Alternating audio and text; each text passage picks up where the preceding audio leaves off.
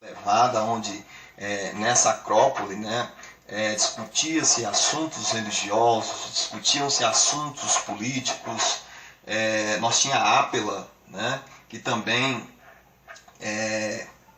membros da população participavam ativamente das questões políticas, certo? Então nós temos toda essa dinâmica no período clássico.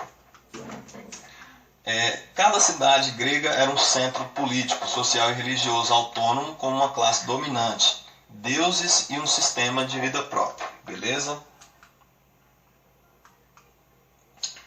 Então tá, Atenas e Espartas. Então vamos falar,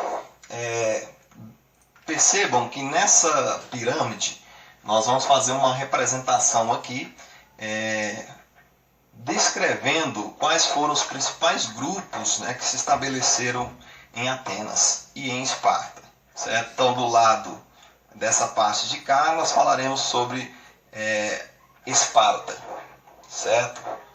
Ou melhor, falaremos sobre Atenas. Já do lado de lá, falaremos sobre Esparta. Então, no topo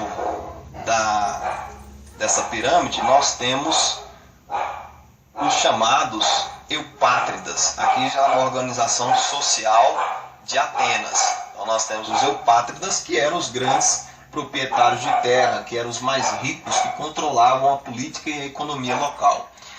Embaixo, nessa mesma ordem aí, nós temos os metecos, certo? Que eram grupos de comerciantes, certo? E por último nós temos os escravos.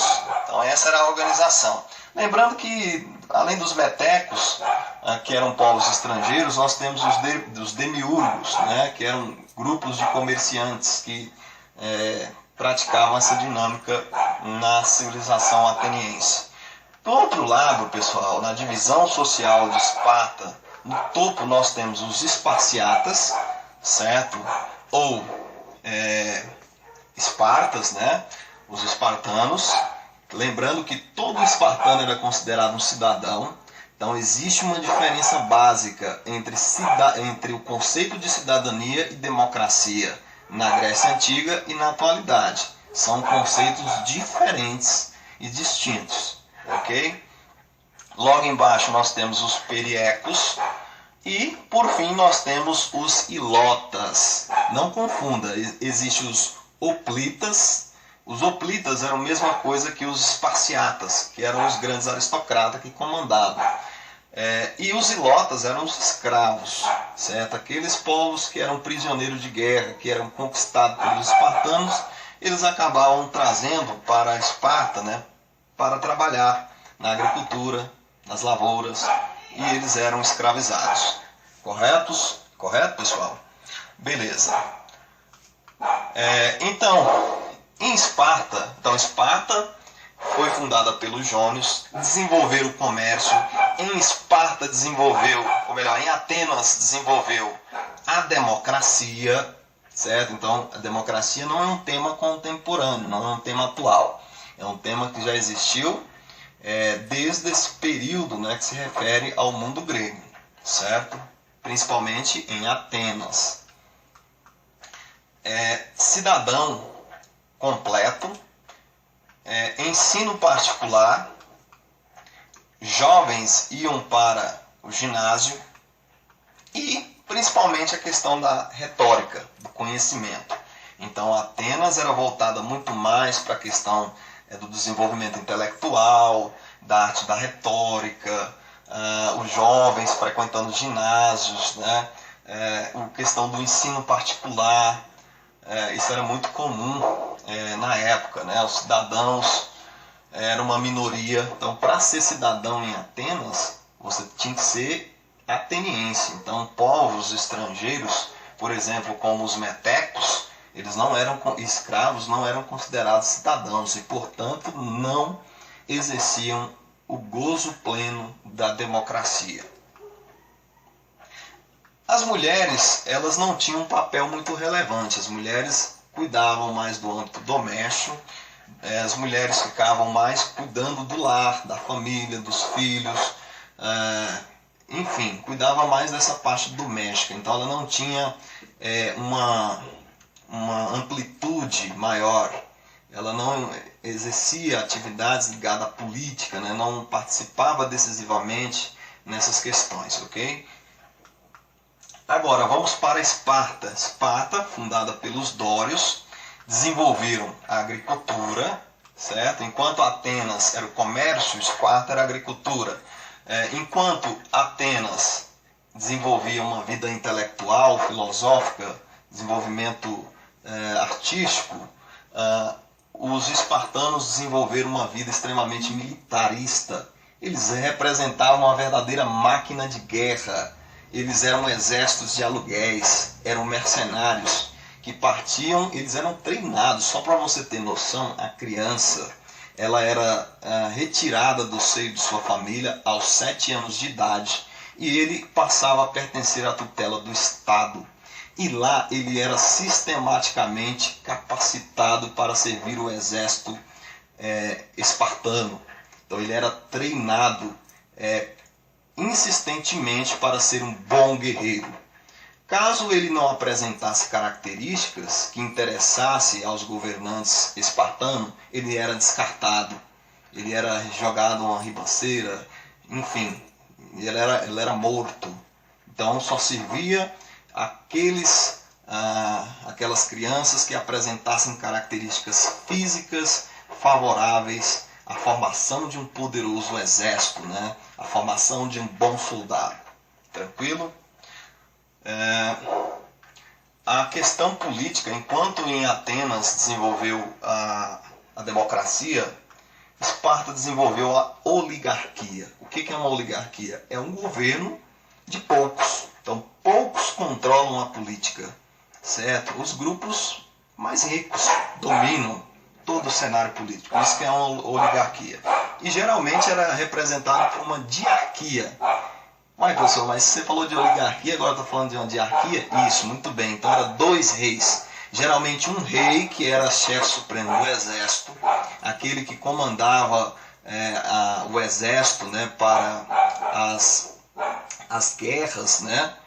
E nós tínhamos o outro que ficava incumbido, responsável pela parte administrativa das cidades, certo?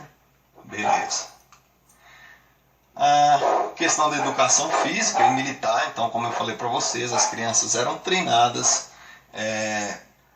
desde os 7 anos de idade até 30 anos de idade, quando ele se tornava um cidadão. Então, todo espartano, ele era um cidadão, correto? E para ele ser um cidadão, obviamente, ele tinha que estar vinculado ao exército. Ele tinha que ser um guerreiro militar. As mulheres, diferentemente de Atenas, as mulheres elas tinham uma participação mais efetiva. Então, as mulheres também participavam de guerras, as mulheres eram treinadas, as mulheres discutiam assuntos políticos, certo? Tinha uma participação mais abrangente. Então, não ficava somente ali no âmbito doméstico. Elas extrapolavam isso aí, ok? Tinha uma vida social bacana. Esparta representou os valores de austeridade, espírito cívico, submissão total ao indivíduo do Estado. Sociedade conservadora, patriarcal, aristocrática, guerreira, certo? Então, não admitia defeitos físicos. Lembra lá de 300? Quando aquele Cocunda lá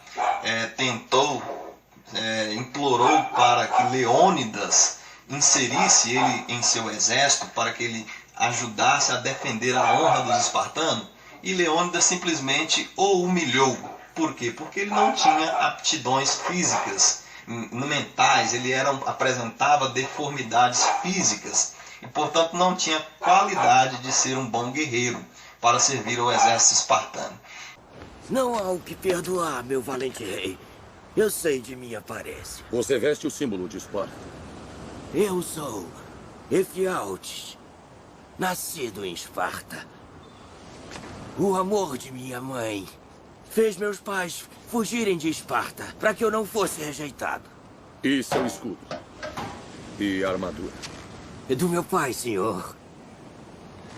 Eu lhe imploro, corajoso rei, permissão para honrar o nome de meu bom pai, servindo-lhe em combate. Meu pai me treinou para não sentir medo, fazendo da lança, do escudo e da espada parte de mim como as batidas do meu coração. Irei honrar a armadura de meu pai, nobre rei, servindo-lhe em batalha.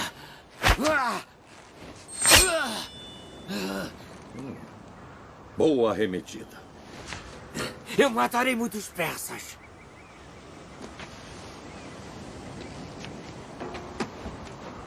Levante seu escudo. Senhor. Levante seu escudo o mais alto possível.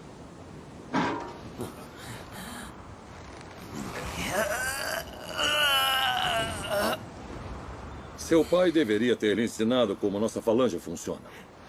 Nós lutamos como uma unidade impenetrável.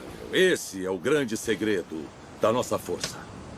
Cada espartano protege o homem à sua esquerda, da coxa ao pescoço, com seu escudo.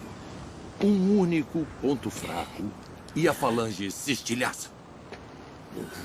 Da coxa até o pescoço, Efialtes. Me desculpe, amigo. Mas nem todos nasceram para ser soldados. Mas eu... Você pode contribuir na vitória de Esparta, retirando os mortos do campo, atendendo os feridos, trazendo-lhes água. Mas quanto a lutar, não posso usá-lo.